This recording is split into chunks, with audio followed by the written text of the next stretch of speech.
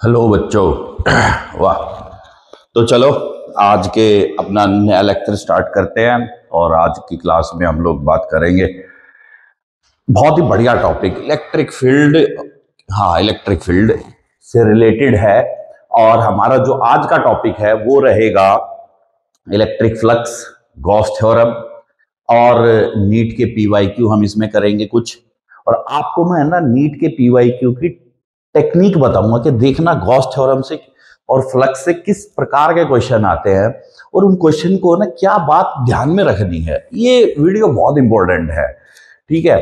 और बड़े तरीके से देखना इसको बेटा, और फिर तुम लोग जो है ना ये समझ पाओगे कि एरिया वेक्टर का क्या रोल है इलेक्ट्रिक फील्ड का और जो है चार्ज का और फ्लक्स का, इन सब का आपस में क्या इंटररिलेशनशिप है। गॉस थ्योरम एग्जैक्टली क्या कहती है, गॉसियन सरफेस क्या होता है, और फिर इसमें हम लोग जो है बात करेंगे कि जो गॉसियन सरफेस से रिलेटेड प्रॉब्लम्स हैं उनको हम लोग कैसे सॉल्व करेंगे। तो बात बहुत ही इंटरेस्टिंग है।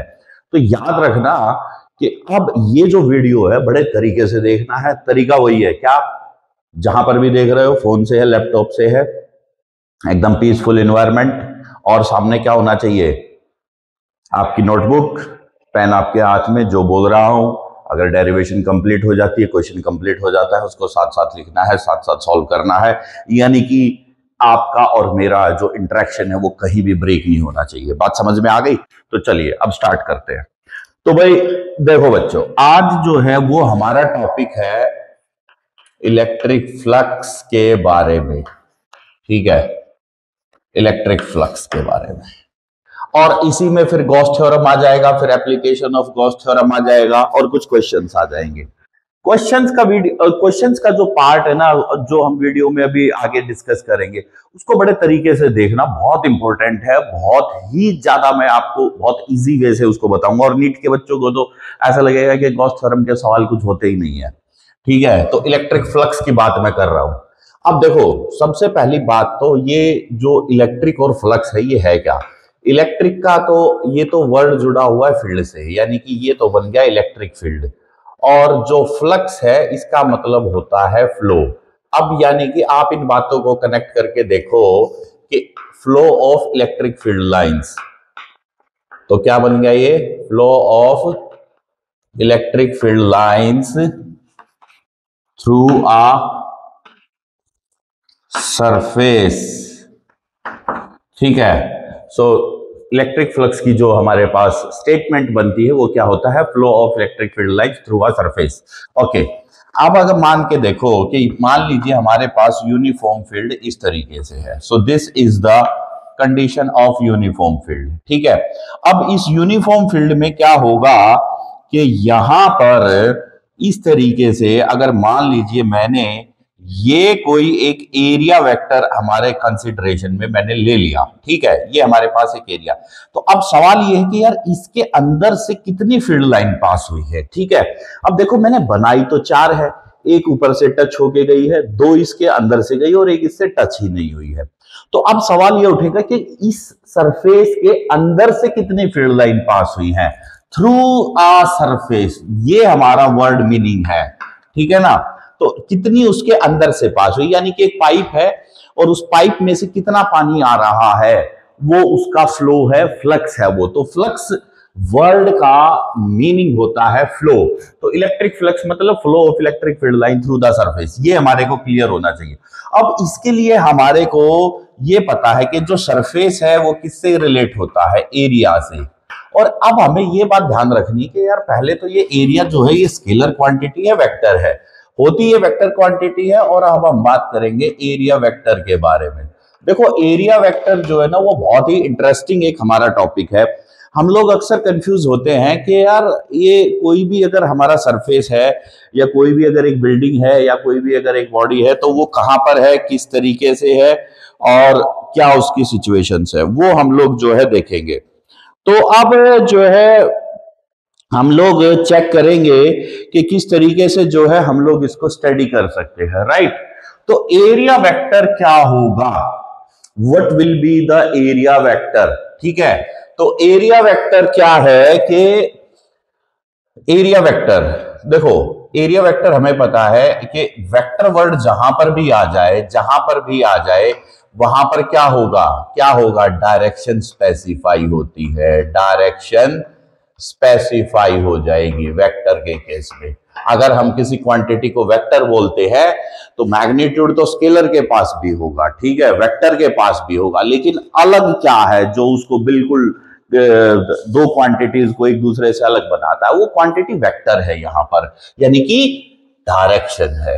तो एरिया वेक्टर का मतलब क्या हो गया कि अब हमें जो हमारा एरिया है ना, सरफेस एरिया, अगर मैं प्रिसाइजली बोलूं तो उस सरफेस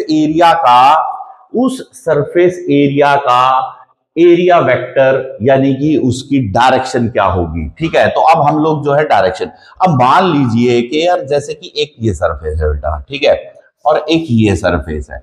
अब ये तो है किसमें, ये तो है वर्टिकल में, ठीक है, और ये है हमारा हॉरिजॉन्टल में। तो हमेशा ये याद रखना कि जो भी डायरेक्शन होगी, चाहे सरफेस किसी भी तरीके से हो, किसी भी ओरिएंटेशन में हो, हमेशा उसकी डायरेक्शन किसमें होगी, हमेशा उसकी डायरेक्शन क्या होगी, आउटवर्ड नॉर्मल होगी। किसमें होगी, आउटवर्ड नॉर्मल। और जब हम उसका डायरेक्शन को स्पेसिफाई कर देंगे आउटवर्ड नॉर्मल में, तो यहां पर हम उसको बना देंगे A vector which is equal to n A cap, ठीक है। तो या फिर एन कैप ए ऐसा भी लिख सकते हैं, क्योंकि ए इसका मैग्नीट्यूड हो गया और एन कैप इसकी जो है डायरेक्शन स्पेसिफाई हो गई। तो इस तरीके से जो है हम लोग इसको समझ पाए। और अब यहां पर अगर हम देखेंगे तो इसकी जो डायरेक्शन है वो कैसे होगी, वो इधर आ जाएगी, ठीक है, ये इसकी डायरेक्शन हो जाएगी। क्लियर है।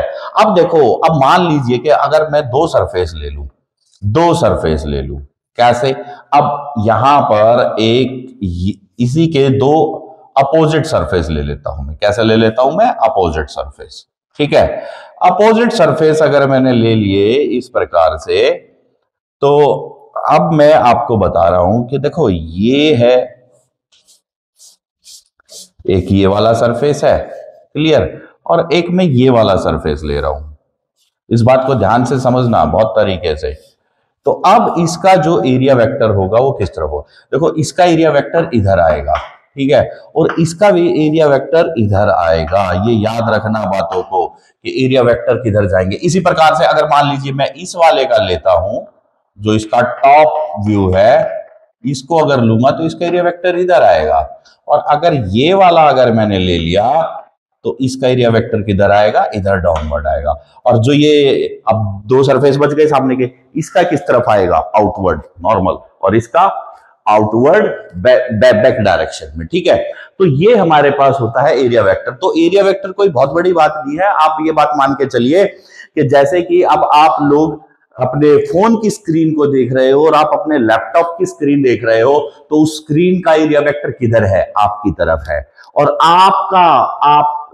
आपका जो एरिया वेक्टर वो किधर है, फोन की स्क्रीन की तरफ। तभी हम एक दूसरे को देख पाते हैं। जैसे कि अगर ये दो हाथ है, अब आप देखो कि ये इस तरीके से है और ये यहां पर इस तरीके से। अब देखो ये एरिया वेक्टर इस तरीके से हो गए, क्योंकि इसकी डायरेक्शन इसकी तरफ है और इसकी डायरेक्शन इसकी तरफ है। So that's how this area vector. लेकिन इस सरफेस की जो डायरेक्शन है इस वाले की, वो इस तरफ होगी, इस सरफेस की डायरेक्शन इस तरफ होगी, और इसी प्रकार से इस सरफेस की डायरेक्शन इस तरह। सो ये अंतर हमें अच्छे तरीके से समझने। अगर आपको ये बात क्लियर हो गई तो आपका कोई भी क्वेश्चन फ्लक्स से रिलेटेड गलत नहीं होने वाला है, क्योंकि स्टूडेंट्स हमेशा एरिया वेक्टर से रिलेटेड बहुत क्वेश्चन गलत कर देते हैं सिर्फ उसकी डायरेक्शन को लेकर के। तो हमेशा एक बात याद रखना कि एरिया वेक्टर में हम लोग सिर्फ किसी भी सरफेस एरिया की डायरेक्शन को हम स्पेसिफाई करते हैं, और उस डायरेक्शन का हमेशा ही किस तरफ होती है वो दिशा। डायरेक्शन का मतलब क्या होगा, दिशा होगी ना, तो वो दिशा किस तरफ होगी, हमेशा ही बाहर की तरफ, उसके परपेंडिकुलर, ठीक है, लंबवत दिशा की तरफ, ठीक है। So it will be in the direction outward normal. Okay, तो ये हो गया एरिया वेक्टर का कॉन्सेप्ट। अब हम लोगों ने जो बात करी थी वो बात करी थी किसको लेकर के, इलेक्ट्रिक फ्लक्स को लेकर के। तो अब देखो इलेक्ट्रिक फ्लक्स क्या होगा, ठीक है। तो फ्लक्स के बारे में अभी हम लोग बात कर रहे थे, तो मैंने आपको बताया कि flow of electric field line through a surface area. Okay, तो अब अगर हम लोग यहां पर बात करें कि भाई इसकी डेफिनेशन की, तो डेफिनेशन क्या होगा? It is defined as it is defined as total number of electric field lines passing normally मतलब perpendicular, total number of electric field lines passing normally through an surface area, total number of electric field line passing normally through an surface area when it is placed in field. ठीक है, when it is placed in field, यानी कि electric field में जब हमने उस surface को रख दिया तो उसमें से जो फील्ड लाइन होंगी वो ये हो जाएगी। ठीक है, अब अगर हम इसका एक इस प्रकार से, ये हो गया एरिया वेक्टर ए कैप। ठीक है, और अब देखो अगर इससे इलेक्ट्रिक फील्ड लाइन भी इस तरफ ही आ रही है, ठीक है, इस तरीके से आ रही है, तो अब क्या होगा? इन दोनों का क्या बन जाएगा? Dot product. तो फ्लक्स को हम फाई से रिप्रेजेंट करेंगे और फाई ई भी लिख देते हैं कई बार। ठीक है, फाई ई का मतलब इलेक्ट्रिक फ्लक्स, और ये हो जाएगा ई डॉट ए। ठीक है, क्या हो जाएगा? E dot A. या आप इसको इस प्रकार से भी समझ सकते हैं कि अगर ये हमारे पास एक सरफेस एरिया है, इसका एरिया वेक्टर इस प्रकार से है, ठीक है, और फील्ड लाइन जो है इसके साथ कोई एंगल थीटा बना रही है। ठीक है, इस प्रकार से फील्ड लाइन जो है वो एंगल थीटा बना रही है, ये एंगल थीटा बन गया। तो अब अगर ये एंगल थीटा है तो इस थीटा एंगल में हम देखेंगे कि इसका कॉस कंपोनेंट आएगा इस नॉर्मल के अलोंग, तो यहां पर आ गया ई कॉस थीटा, राइट। तो अब जो फ्लक्स हो जाएगा वो हो जाएगा ई ए कॉस थीटा। ठीक है, तो that will be the flux. अब ई ए कॉस थीटा हमारे पास फ्लक्स बन गया है। देखने में बहुत आसान लग रहा है, लेकिन अब देखो ये है तो वेक्टर क्वांटिटी इलेक्ट्रिक फील्ड और एरिया, लेकिन फ्लक्स कैसी क्वांटिटी है? फ्लक्स क्योंकि डॉट प्रोडक्ट को फॉलो कर रही है, so it is a scalar quantity, यानी कि फ्लक्स का जो खुद का जो डायरेक्शन है, फ्लक्स के लिए हम लोग उसको क्या बनाएंगे? स्केलर बनाएंगे। फ्लक्स वेक्टर नहीं है क्योंकि डॉट प्रोडक्ट को फॉलो करता है, ये याद रखना। इलेक्ट्रिक फील्ड और एरिया वेक्टर दोनों ही वेक्टर क्वांटिटी है, बट ये क्वांटिटी स्केलर है। अब इलेक्ट्रिक फील्ड की यूनिट क्या होती है बेटा? इलेक्ट्रिक फील्ड की यूनिट हमें पता है, इलेक्ट्रिक फील्ड की यूनिट होती है न्यूटन पर कूलम। एरिया की यूनिट क्या होती है? Metre square. तो हम इसकी एसआई यूनिट ये डिफाइन कर देंगे, Newton per coulomb metre square, ये इसकी एसआई यूनिट होगी। ठीक है, एसआई यूनिट हो जाएगी।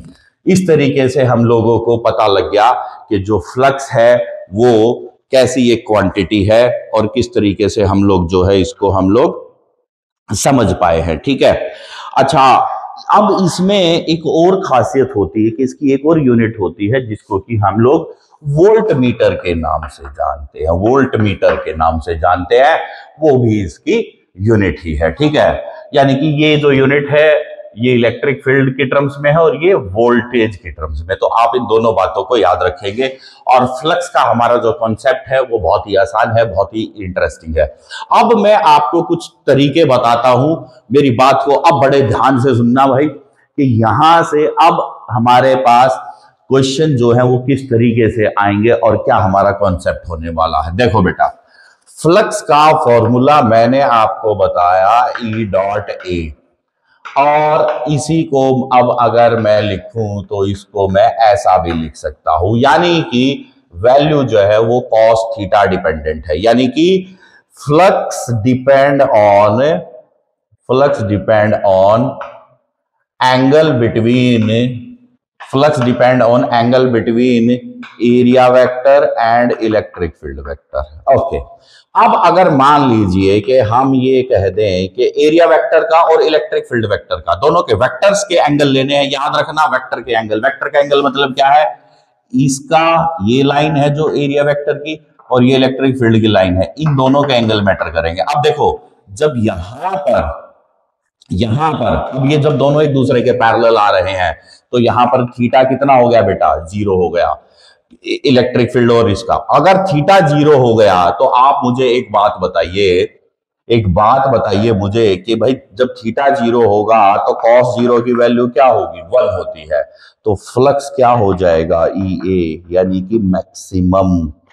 तो मैक्सिमम फ्लक्स हमारा कब होगा, जब एंगल एरिया वेक्टर और इलेक्ट्रिक फील्ड वेक्टर में जीरो होगा। ये याद रखना, ये याद रखना, इलेक्ट्रिक फील्ड वेक्टर और एरिया वेक्टर में एंगल जीरो होगा। अब मैं आपको एक और बहुत महत्वपूर्ण कॉन्सेप्ट बताने वाला हूं, एक और बहुत महत्वपूर्ण कॉन्सेप्ट बताने वाला हूं कि किस तरीके से हम लोग जो है इसको रिलेट कर पाएंगे, इसको हम लोग समझ पाएंगे।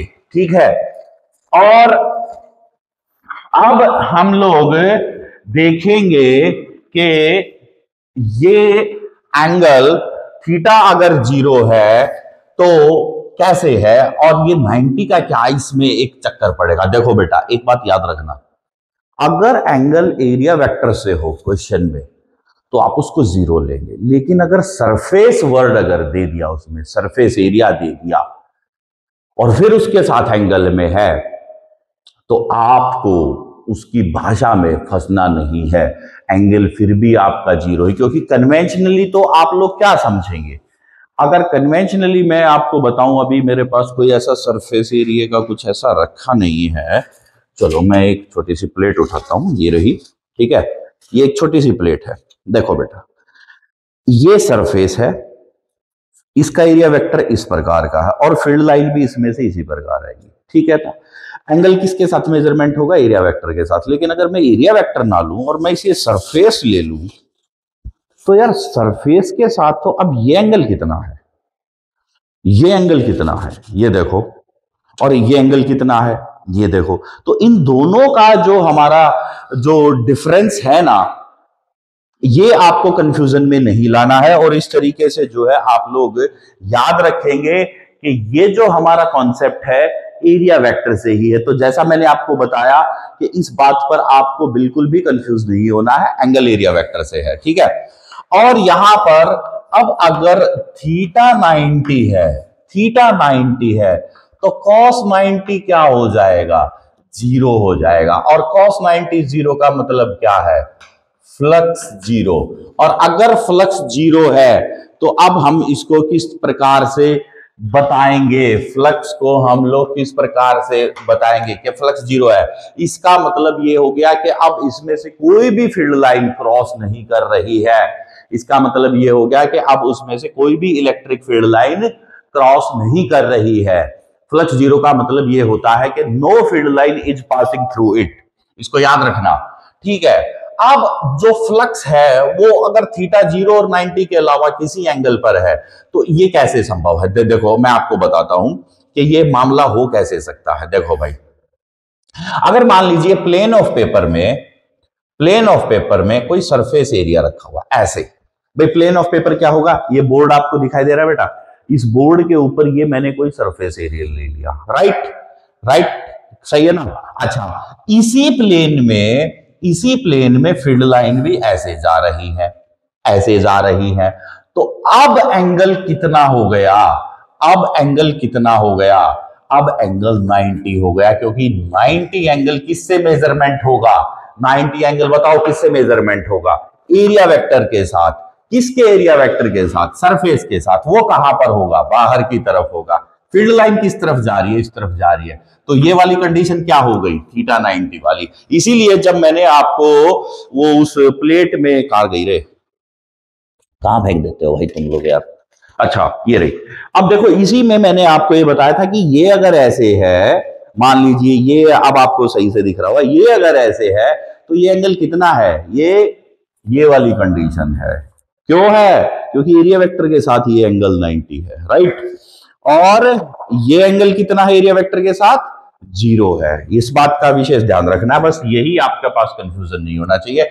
और ऐसा क्वेश्चन जो है ना बेटा, एक बार मुझे जो ध्यान में आ रहा है, पता नहीं नीट में था या AIPMT में था, कैसा था, बिल्कुल यही क्वेश्चन आया था, that a surface area is placed inside a surface area is placed in the plane of the paper. Okay, electric field line is also passing through the plane of the paper as shown in the diagram. और उसमें जो है ना वो half का था एक question कि भैया फील्ड लाइन जो है कुछ इस तरीके से हाफ से गुजरती है, ठीक है। तो उस कंडीशन में यही थे, क्योंकि एरिया वेक्टर के साथ एंगल बन ही नहीं रहा है यहाँ पर, ठीक है। और वो जो आ रहा है वो 90 आ रहा है और 90 पर 0, तो यहाँ पर जो है फ्लक्स 0 आ गया था, ये आप याद रखना। अब आपको पता है कि भैया किसी भी एंगल के ऊपर अब आप चेंज करते चले जाओ, थीटा की हमारी स्टैंडर्ड है कंडीशन होती है 60 की होती है, तो हमें पता है यार cos 60 तो कितना होता है 1/2 होता है। तो अगर cos 60 1/2 है बेटा, तो अब हमारे को ये पता है कि अगर एरिया वेक्टर इलेक्ट्रिक फील्ड के साथ 60 डिग्री का एंगल बना रहा होगा तो क्या होगा, तो बहुत ही सिंप्लीफाइड है कि फ्लक्स आधा हो जाएगा, याद रखना। एंगल हमेशा एरिया वेक्टर के साथ लेना है, कंफ्यूजन में नहीं आना है, ठीक है। ओके, ये बात तो हमारे को क्लियर हो गई, ठीक है जी, कोई दिक्कत की बात है ही नहीं, बहुत इजी सा हमारे को ये कॉन्सेप्ट लगा, ठीक है। अब इसमें जो है ना, ये मैं आपको बताऊं तो जो कंफ्यूजन होता है बच्चों को क्वेश्चन करते वक्त, स्टेटमेंट तो बहुत आसान है, अब मैं ना कंफ्यूजन वाले पॉइंट्स बताता हूं। देखो ये है एक डॉट प्रोडक्ट को फॉलो करने वाली क्वांटिटी, तो डॉट प्रोडक्ट के जो रूल्स है, जितने भी नियम है, वो सारे के सारे यहां पर अप्लाई होते हैं। तो डॉट प्रोडक्ट आपको क्लियर होना चाहिए फ्लक्स के क्वेश्चन में, कि आप अब देखो डॉट प्रोडक्ट की अगर कंडीशंस हैं तो क्या होती है। देखो अगर एक वेक्टर ए था तो क्या होता है, ए x i cap, A Y J cap और ए जेड के कैप, ये होता है। और वेक्टर बी है तो क्या होगा, B x i cap, B Y J cap और बी जेड के कैप। अब देखो अगर हम इसका डॉट बी करेंगे तो आपको याद है ये हो जाएगा ए एक्स बी एक्स, क्योंकि आई डॉट आई 1 होगा और आई डॉट जे वो 0 हो जाएगा, क्योंकि cos 90 हो गया ना, तो 0 हो जाएगा। और ये क्या होगा, ए वाई बी वाई प्लस ए जेड बी जेड। ये आप लोगों को फॉर्मूला याद रखना है। अब इसमें क्या है कि देखो फ्लक्स वाले फॉर्मूले को रिलेट करते हैं, इलेक्ट्रिक फील्ड और एरिया वेक्टर था, ठीक है। अब मान लीजिए अगर आपको एंगल की टर्म्स में, अब देखो आपको जो है ना यहाँ पर क्वेश्चन दो तरीके से मिलता है। एक तरीका तो होता है कि क्वेश्चन आपको थीटा की टर्म्स में दे दिया कि भाई एरिया वेक्टर फील्ड के साथ इतना 0 डिग्री 90 डिग्री 60 30 जो भी एंगल है वो आपको दे दिया, तो वो क्वेश्चन आपका direct phi is equal to E A cos theta से सॉल्व हो जाएगा। इलेक्ट्रिक फील्ड का मैग्नीट्यूड रख दिया, एरिया वेक्टर का मैग्नीट्यूड रख दिया और कॉस एंगल के साथ इन तीनों को गुणा करके आंसर दे दिया और Newton per coulomb metre square उसकी यूनिट रख दी। क्लियर है।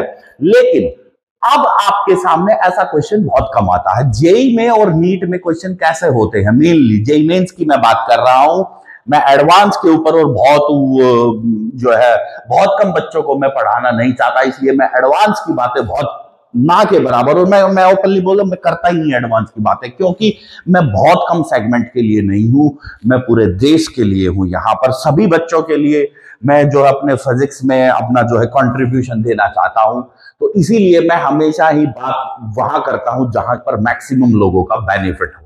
अब मैं बात कर रहा हूं कि अगर डॉट प्रोडक्ट है और कंपोनेंट फॉर्म में है तो क्या हो सकता है। मान लीजिए कि आप इलेक्ट्रिक फील्ड को आपको ने क्वेश्चन में ऐसे मिल गया कि electric field is given as E naught x i cap, okay, ये आपको दे दिया। और आपको एरिया वेक्टर जो है वो किसी फॉर्म में आपको, जैसे कि r is equal to 0.5 i cap plus 0.6 j cap. अब फ्लक्स बताओ भाई, अब तुम तो फंस गए यार, अब क्या करें, सर ने तो कॉस एंगल बोला था। अरे भैया सर ने डॉट प्रोडक्ट भी बोला था, डॉट प्रोडक्ट की सारी कंडीशंस याद रखने को बोला था। तो अब क्या करना है बेटा, अब कुछ नहीं करना है। देखो सर ने ये बोला है कि आई डॉट जे 0 होगा, तो आई डॉट जे 0 होगा, आई डॉट के भी 0 होगा, सिर्फ आई डॉट आई होगा, जे डॉट जे होगा और के डॉट के होगा, बाकी सब 0 हो जाएंगे। इसका मतलब अब यहां पर भी क्या होगा, सिर्फ यही गुणा होंगे। बस ये वाले फैक्टर याद रख लेना, एक भी क्वेश्चन गलत नहीं होगा, मैं गारंटी दे रहा हूं, ठीक है। बस ये वाली बात याद रख लेना। हाँ, इसमें आपको वो कंफ्यूज करने के लिए इस x की वेरिएशन भी रख सकता है, ये x किधर है, कहां है, कैसे है, वो भी रख सकता है। और आपको एक और इंटरेस्टिंग बात बताऊं मैं आपको कि वो इस x के साथ में अब ये r का पोजीशन हो गया, वो उसमें फिर यूनिट को चेंज करके कोई वैल्यू को दे सकता है। तो देखो यूनिट एक फैक्टर है, पोजीशन की टर्म्स में हमारे को वैल्यू देना ये दूसरा फैक्टर है, इलेक्ट्रिक फील्ड का कंपोनेंट में देना ये तीसरा फैक्टर है। तो 3-4 फैक्टर्स को इकट्ठा करके ही क्वेश्चंस पूछा जाता है। इस बात को याद रखना, ये बहुत इंपॉर्टेंट है और बहुत इंटरेस्टिंग है। अब मैं आप लोगों के सामने बात करता हूं यहां पर, चलो अब इसी से रिलेटेड मैं एक क्वेश्चन पिक करता हूं, ठीक है, इसी फैक्टर से जो मैंने अभी आपको बोला है, मैं यहां से 2 क्वेश्चन उठा के लाऊंगा आपके सामने और आपको लगेगा कि हाँ बिल्कुल सही है, बात तो ऐसी ही थी हमारे सामने। चलिएगा, चलो बेटा, तो अब मैं आपके सामने फ्लक्स का एक क्वेश्चन लेके आता हूं, ठीक है। अब देखो, जैसे कि ये सीबीएसई का क्वेश्चन है, कोई लंबा चौड़ा नहीं है, मैं जेई के और नीट के क्वेश्चन भी उठाऊंगा, लेकिन पहले एक बार मैं ये उठा लेता हूं। A plane surface in the shape of square of side 1 centimetre, यानी कि अब इसमें आपको स्क्वायर दे रखा है बेटा, क्या दे रखा है, स्क्वायर, और उसकी जो साइड है वो कितनी दे रखी है, 1 सेंटीमीटर, ठीक है बेटा।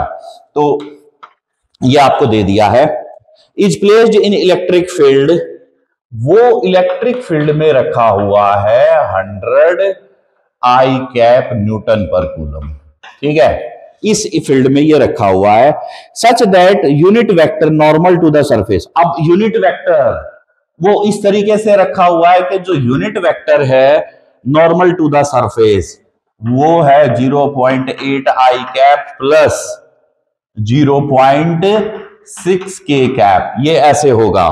Find the electric flux through the surface, तो यार इलेक्ट्रिक फ्लक्स बताओ सरफेस से कितना होगा। देखो बेटा, पहले तो आपको क्या चाहिए भाई, नियम तो ये कहता है E डॉट ए चाहिए। अब ना तो इसमें ए है क्योंकि साइड गिवन है बस। अब देखो 1 सेंटीमीटर, पहले तो एरिया बना लेते हैं। अब एरिया अगर 1 सेंटीमीटर है तो भाई 1/100 मीटर की साइड हो गई, ठीक है। अगर 1/100 की हो गई तो 10 की पावर -2 मीटर की साइड हो गई। अब यार एक बात बताओ, स्क्वायर का एरिया बेटा कितना हो जाएगा, 10 की पावर -2 का स्क्वायर मीटर स्क्वायर, तो 10 की पावर -4 मीटर स्क्वायर एरिया आ गया। तो बेटा ये तो आ गया मैग्नीट्यूड 10 की पावर -4। इस क्वेश्चन को फोड़ने का इलाज बता रहा हूं मैं आपको, 10 की पावर -4 आ गया आपके पास ये वाला एरिया। लेकिन अब इसकी क्या डायरेक्शन भी है हमारे पास, तो सवाल है, बिल्कुल है, लेकिन इस फॉर्म में है। तो अब यहां से मैं अगर एरिया वेक्टर को करूं तो 10 की पावर -4 0.8 आई कैप प्लस 0.6 के कैप। अब देखो ये बन गया एरिया वेक्टर। बड़ा मजेदार सवाल हो गया क्या नहीं हो गया। अच्छा, अब इसमें कहता है find the electric flux through this surface. अब भाई साहब कुछ करना ही नहीं है यार, इतना आसान क्वेश्चन बन गया है ये। अब E डॉट ए ही तो करना था, ए हमारे पास आ गया, E की वैल्यू को गुणा कर दो, और नियम वही है, I का I से गुणा होगा, K J से गुणा नहीं होगा। तो अब आप एक बात बताओ, अब तो क्वेश्चन आपके सामने बिल्कुल आसान हो गया ना। 100 आई कैप इंटू 10 की पावर -4 0.8 आई कैप प्लस 0.6 के कैप। अब यार देखो गुणा होना है तो इसको तो भूल जाओ, इसका तो कोई सीन ही नहीं बचा, ठीक है। और यहां पर ये कितना हो गया 10 की पावर -5, तो ये आंसर आ जाएगा 8 गुणा 10 की पावर -3। कितना आ जाएगा 8 गुणा 10 की पावर -3 फ्लक्स आ गया है Newton per coulomb metre square. देखो कितना आसान सवाल था, कोई भी इस सवाल में प्रॉब्लम नहीं है। और आप लोग इस सवाल को लिख लो बेटा, ये जहां तक है ये सीबीएसई दिल्ली रीजन का 2024 का सवाल है ये, ठीक है। ये अभी मैं आपके फंडामेंटल स्ट्रॉन्ग कर रहा हूं, तो इसीलिए मैंने आपके सामने इस प्रकार का एक सवाल रखा। तो फ्लक्स का कॉन्सेप्ट क्लियर हो गया ना। कि भाई फ्लक्स के जो भी कॉन्सेप्ट होंगे, जितने भी क्वेश्चन होंगे, वो हमारे इस तरीके से सॉल्व होंगे। ठीक है, अब हमारे सामने एक और क्वेश्चन आता है। देखो कैसे आएगा बेटा। मान लो कि इलेक्ट्रिक फील्ड लाइन किसी रीजन में इस तरीके से है प्रेजेंट। ओके, और इन फील्ड लाइन के अंदर में हमने एक सिलेंड्रिकल बॉडी रख दी ऐसे। अब आपसे पूछा गया कि भैया बताओ इस सिलेंडर में से फ्लक्स कितना है। तो बताओ फ्लक्स टोटल थ्रू सिलेंडर के अंदर से टोटल फ्लक्स बताओ। तो यार देखो बेटा, टोटल फ्लक्स थ्रू सिलेंडर क्या होगा, बहुत ही इंटरेस्टिंग है और बहुत ही मजेदार बात है। क्या है कि अभी मैंने आपको एरिया वेक्टर की कहानी समझाई थी कि यार देखो, आपको जो है ना, अब यहां पर आप देखो इस वाले सरफेस को, पहले तो इसी को निपटा लेते हैं, जो ये हमारा लेटरल साइड है ना, कर्व्ड साइड है, इसको निपटा लेते हैं। अब देखो इसका जो एरिया वेक्टर है वो तो इधर है, ठीक है, और इलेक्ट्रिक फील्ड इधर है। तो यहां पर कितना बन गया, थीटा 90 बन गया।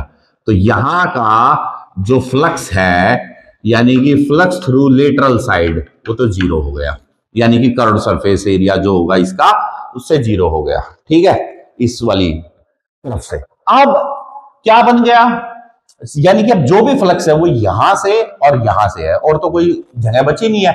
अब इसका एरिया वेक्टर इधर है, मान लिया जी, इलेक्ट्रिक फील्ड लाइन भी इधर है, लेकिन इसका एरिया वेक्टर किधर है, वो तो इधर है, ये मान लिया जी। इसका जो इलेक्ट्रिक फील्ड है वो किधर है, वो इधर है। अब देखो दो बातें हो गई। यहां पर अगर आप देखोगे, इसके ऊपर फोकस करो बड़े ध्यान से, यहां पर ये वाला एरो किस तरफ है, इस तरफ है, इस तरफ। एरिया वेक्टर का एरो किस तरफ है, इस तरफ। दोनों के डायरेक्शन में अंतर आ रहा है, यानी कि यहां पर जो थीटा है वो 180 है। ठीक है, अब यहां देखो ये एरिया वेक्टर किस तरफ है, इस तरफ है। ये इलेक्ट्रिक फील्ड वेक्टर है किस तरफ, इस तरफ। ये दोनों है। अब यहां पर जो है वो जो थीटा है वो कितना आ रहा है, 0 आ रहा है। अब यार एक बात बताओ, अगर मैं इसको मैं लेफ्ट नाम दे दूं और इसको मैं राइट नाम दे दूं, तो मुझे जो टोटल फ्लक्स है फाई टोटल, वो phi left plus phi right लिखना पड़ेगा। अब यार एक बात बताओ, यहां पर cos 180 है, ई ए cos 180, ठीक है, और ये है ई ए cos 0। यार ये तो मामला जीरो ही बन गया। क्यों बन गया, cos 180 की वैल्यू -1 और cos 0 की वैल्यू कितनी है, 1। तो 1 प्लस और -1, इनका सम क्या होता है, 0 ही होता है। तो इसीलिए आप ये बात मान के चलो कि अगर हमारे पास कोई एक ऐसी बॉडी है, ठीक है, किस प्रकार की, किसी एक पर्टिकुलर शेप में, जैसे कि सिलेंड्रिकल बॉडी है, और उसको हमने फील्ड के अंदर रख दिया, और एक बात बता दूं कि उसके हमने कोऑर्डिनेट स्पेसिफाई नहीं करे, कहां पर है, क्या कंडीशन है, सिर्फ स्टैंडर्डाइज्ड वे में है कि भैया इलेक्ट्रिक फील्ड के अंदर एक सिलेंडर रखा है या एक क्यूब रखा है, ठीक है, वो किसी भी शेप की हो, या एक स्फीयर रखा है, इलेक्ट्रिक फील्ड में रखा है, मेरी बात को ध्यान रखना। उस कंडीशन में अगर आपसे ये पूछा लिया जाए कि भैया टोटल फ्लक्स बताओ कितना है, तो आप हमेशा ही आंसर 0 देंगे, क्योंकि यहां से देखो जितनी फील्ड लाइन एंटर कर रही है उतनी फील्ड लाइन बाहर निकल गई। अल्टीमेटली टेक्निकली एक तरफ का जो फ्लक्स है वो नेगेटिव डेवलप हो रहा है, एक तरफ का फ्लक्स पॉजिटिव है। जब दोनों को जोड़ेंगे तो 0।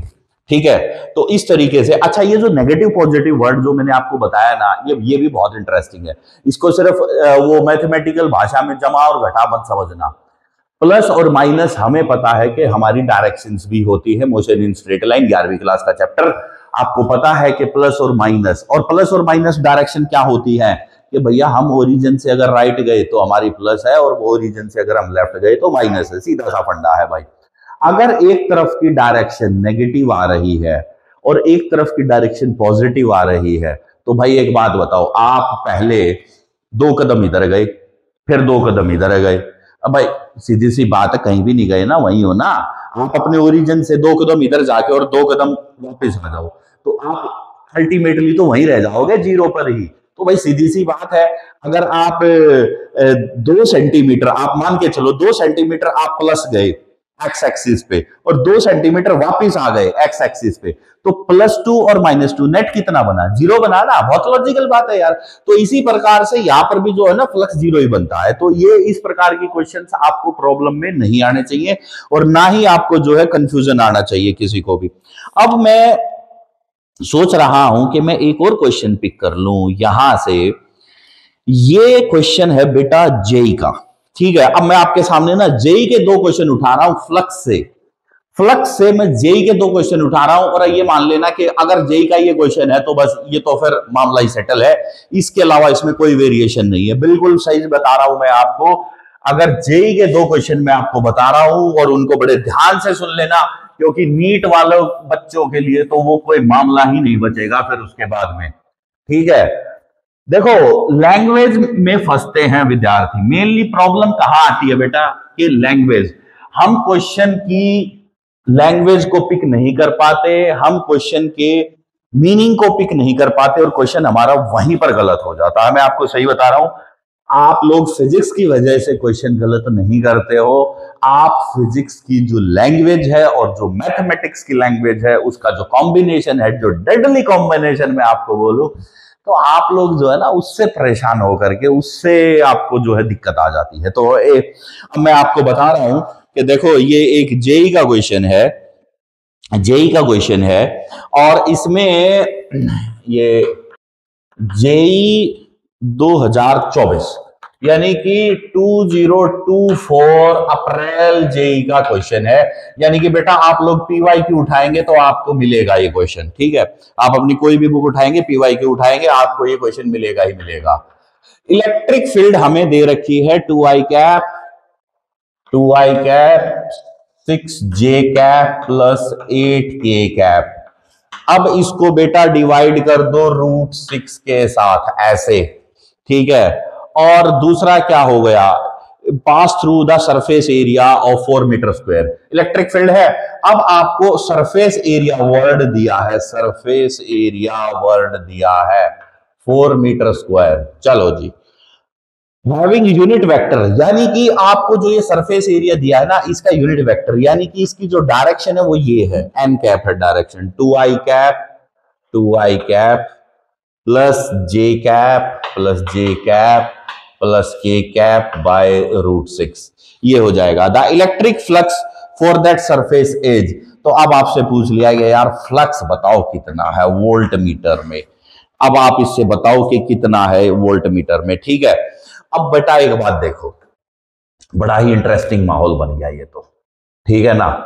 एरिया हमारे को दे रखा है ये वाली वैल्यू में, ठीक है, क्लियर है। तो इसमें तो खैर कोई दिक्कत है ही नहीं किसी भी प्रकार की, और इलेक्ट्रिक फील्ड की वैल्यू भी दे रखी है, और तो इसमें कुछ ऐसा बचा नहीं, बिल्कुल ठीक है वैल्यू। चलो जी, अब इसको करते हैं, वैल्यू मैंने वेरीफाई कर ली है, अब मैं इसका सॉल्यूशन दे रहा हूं आपको, देखना। देखो बेटा, फ्लक्स का फॉर्मूला मैंने आपके सामने रखा E डॉट ए। अब ये क्वेश्चन है ना बेटा डायरेक्ट डॉट प्रोडक्ट से सॉल्व होगा। अब इसमें इलेक्ट्रिक फील्ड के कंपोनेंट लिख दो ये वाले, 2i cap plus 6j cap plus 8k cap, इनको √6 से डॉट कर दो। एरिया कितना है 4 कर दो और 2i cap plus j cap plus k cap divided by √6। अब देखो बेटा ये होने गुणा ही है, तो √6 तो ये नीचे आ गया 6, 4 है बाहर निकाल दो। अब इन यूनिट वेक्टर्स को, जो ये पोजीशन वेक्टर्स हैं, इनको गुणा कर दो, 2 × 2 4, 6 × 1, क्योंकि j का j से गुणा होगा, i का i से, तो 2i × 2i कितना हो गया 4, 6j प्लस यहां का 1j तो कितना हो गया 6, गुणा कर रहा हूं मैं 8k × k तो 8। अब लो हो गया क्वेश्चन, 6 4 10 18 और डिवाइड कर दो यार, 6 3 18 12 हो गया, 12 वोल्ट मीटर इसका आंसर आया। देखो कितना बेहतरीन क्वेश्चन जेई का क्वेश्चन है, कुछ भी तो मुश्किल नहीं है, दिक्कत तो यहां पर है, कुछ मुश्किल ही नहीं है। स्टूडेंट कंफ्यूजन में आ जाते हैं कि सर ओ माय गॉड पता नहीं क्या हो गया, हम तो फंस जाएंगे जी। ऐसा कुछ नहीं होता है बेटा, बिल्कुल स्ट्रेट अवे ऐसे क्वेश्चन आपको बहुत मिलेंगे, बहुत मिलेंगे, हर एक में यही कॉन्सेप्ट लगेगा, ठीक है, कोई भी मुश्किल कहानी नहीं है, ठीक है। इस तरीके से हम लोग जो है जेई के क्वेश्चंस को कर पाए, और वीडियो को पॉज करके बेटा इस क्वेश्चन को जरूर सॉल्व करना, ठीक है, और जितना भी मैंने कॉन्सेप्ट बताया उसको अपने दिमाग में जरूर रखना, बहुत जरूरी है आपके लिए, ठीक है।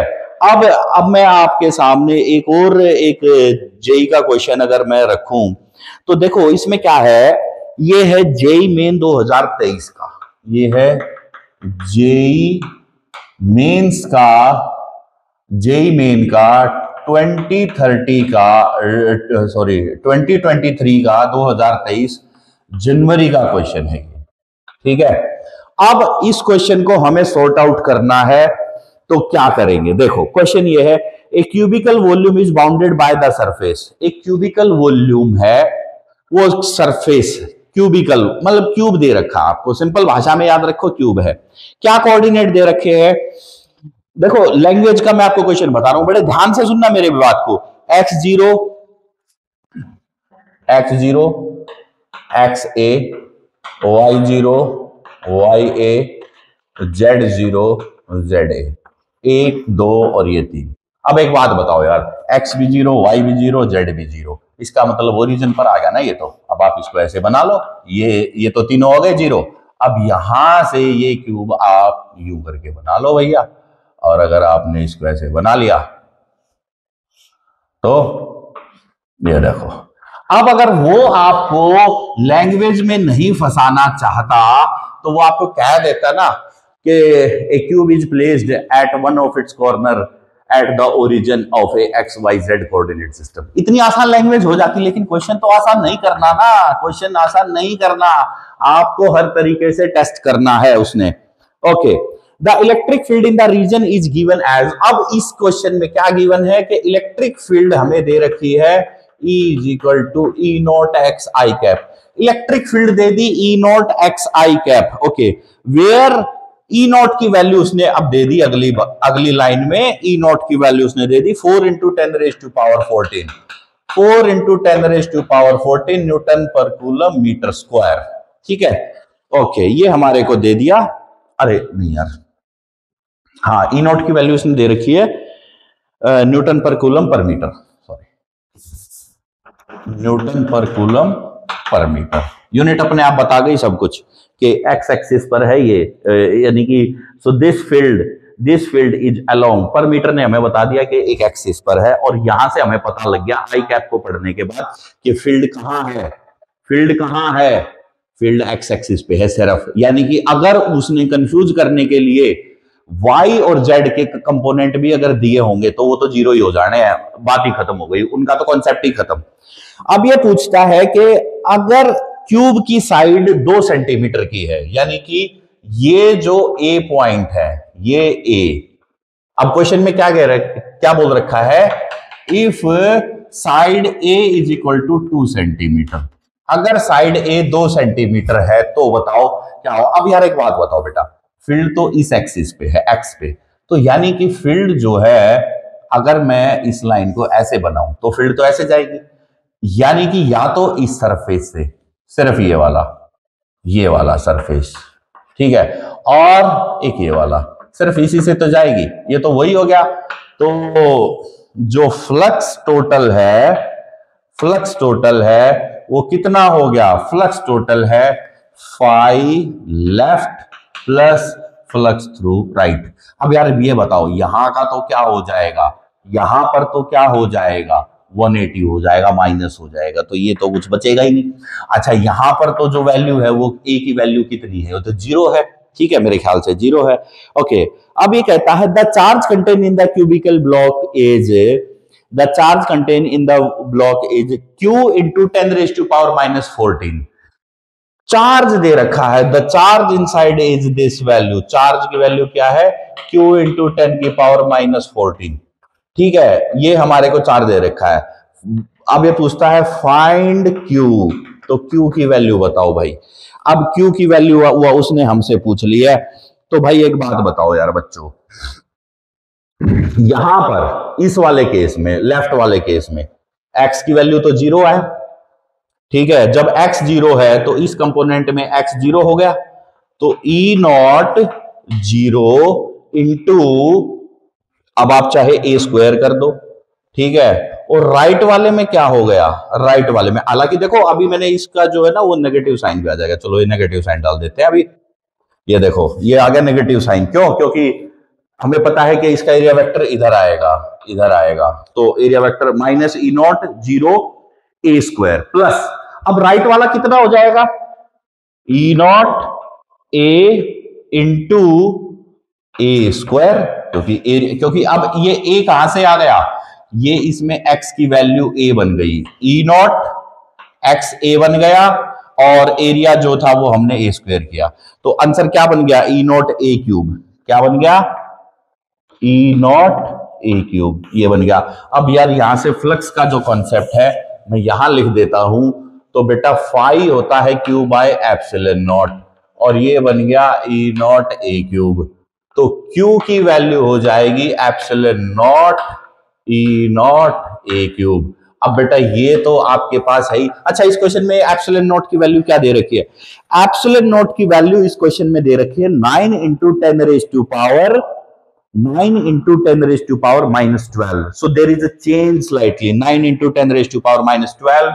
ये हमारे को वैल्यू दे रखी है, ठीक है। और बेटा इलेक्ट्रिक फील्ड की वैल्यू हमारे को दे रखी है 4 into 10 raised to power 14. 4 into 10 raised to power 14. ये हो गया। और a क्यूब कितना है, जो साइड है हमारी, साइड कितनी थी, 2 थी ना, हाँ, तो 2 इंटू 10 की पावर माइनस 2 का होल क्यूब, क्योंकि सेंटीमीटर में मीटर में कन्वर्ट कर दिया, और ये बन गया हमारे पास क्यूब। अब इन सब को गुणा कर दो, 2 दूनी 4 दूनी 8, ये माइनस का 8, 12 8 20 14, और ये माइनस 14, तो ये आ गया, ये तो खत्म हो गया, क्योंकि वैल्यू होगी भैया 8 चौक 32 32 288, बिल्कुल 288।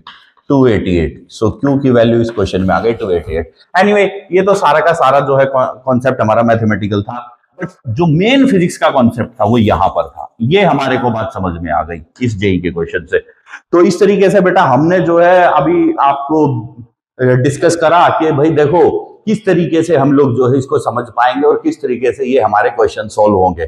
तो अपने दिमाग में बहुत अच्छे तरीके से इन बातों को बैठा लो कि हाँ ये क्वेश्चन इस तरीके से होने हैं, और नेक्स्ट हमारा जो वीडियो बनेगा, नेक्स्ट हमारी जो क्लास होगी उसमें हम लोग गॉस थ्योरम करेंगे, और गॉस थ्योरम के नीट के पीवाईक्यू हम करेंगे। तो उस वीडियो को मिस मत करना, उसमें भी मैं आप लोगों के सामने यही सारा डिस्कशन करूंगा कि देखो कोई मुश्किल काम नहीं है। जैसे देखो अब जेई का बहुत अफवाह बना रहा है, मैं आपको बता रहा हूं बेटा 2 ही तरीके के क्वेश्चन होंगे इस टॉपिक में से, एक कॉस थीटा के ऊपर और एक डॉट प्रोडक्ट। अगर आपको डॉट प्रोडक्ट आता है तो आप कहीं फंसोगे ही नहीं। 3 ही तो कॉन्सेप्ट है इसमें, क्या, इलेक्ट्रिक फील्ड, एरिया वेक्टर और डॉट प्रोडक्ट, बात खत्म, ठीक है। तो इसीलिए, और एक हमारा वो कॉस थीटा का, तो कॉस थीटा के एंगल में आपको सही बताऊं ना यूजुअली नहीं आते, बहुत कम आते हैं। अब सवाल उठता है कि अब हमें करना क्या है, तो देखो आपको करना है कि क्वेश्चन की खूब सारी प्रैक्टिस, मैंने आपको फंडामेंटल दे दिया। अब आप अपनी बुक उठाओ, कोई भी पीवाईक्यू की जो भी मटेरियल आप दुनिया जहान में से कहीं से भी पढ़ रहे हो, कुछ फर्क नहीं पड़ता है, सब में सेम मटेरियल है। मैं आपको सही बता दूं, सभी में सेम मटेरियल है, किसी में क्वेश्चन कम, किसी में ज्यादा, किसी की लैंग्वेज इजी में है, किसी की कॉम्प्लेक्शन में है, बट फंडामेंटली सेम है। 70-80% हर किताब का, हर इंस्टीट्यूट का, हर जगह का मटेरियल सेम होता है। So do not gate fooled by any of the things. ये मत सोचना कि मेरे पास ये वाला ब्रांड है तो मैं बहुत अच्छा कर रहा हूं, ये वाला नहीं है तो हट छोड़ तेरा नहीं होगा, ऐसा नहीं होता है बेटा। Be realistic, be honest and dead honest to your work and dead honest to yourself. अपने आप को तोल लो। एक बात बताओ बेटा, सुन लो मेरी बात, जीवन में बता रहा हूं तुम्हें, जिंदगी में तुम सबसे ज्यादा खुश जब होगे जब तुम अपने बिल्टअप पर ध्यान दोगे। अगर तुम फिजिकली अपने आप को फिजिकली बना रहे हो, मेहनत कर रहे हो, अपनी बॉडी बना रहे हो, स्टैमिना बना रहे हो, एंडोरेंस, खुश होगे। आप जीवन में पैसा कमा रहे हो, जीवन में खुश होगे। क्योंकि कुछ बनेगा। और बेटा एक बात और बता दूं, आप नॉलेज बनाओगे किसी भी फील्ड की, किसी भी प्रकार की, आप खुश होगे। यकीन मान लेना, आप निराश जब होगे जब आप कुछ नहीं बनाओगे। जीवन में कुछ ना कुछ बनाते रहो, यही आपके जीवन की खूबसूरती का मंत्र है, बस दैट्स इट। आप कभी किसी बिलियनियर को डिप्रेस नहीं देख सकते, नहीं पाओगे आप। क्यों? क्योंकि वो रोज कुछ ना कुछ बना रहा है, रोज कुछ ना कुछ कर रहा है। ठीक है, आप किसी पहलवान को, किसी एथलीट को आप डिप्रेस स्टेट में नहीं पाओगे, क्योंकि उसको पता है कि मैं अपने आप को यहां तक बना के लाया हूं तो मैं आगे भी बना लूंगा।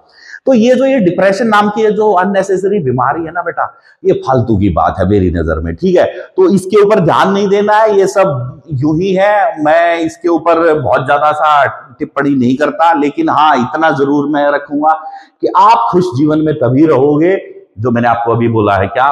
बिल्ट योर सेल्फ, इधर बाय फाइनेंस, इधर बाय फिजिकल, इधर बाय मेंटल, और in terms of knowledge, whatever. आप अपने आप को जहां बना सकते हो बनाओ। Just make yourself, firm yourself, and the most important thing is construct yourself, build yourself. Okay, आज के लिए इतना ही। अब एंजॉय करो, बाकी की बातचीत बेटा कल करते हैं। ठीक है, ओके।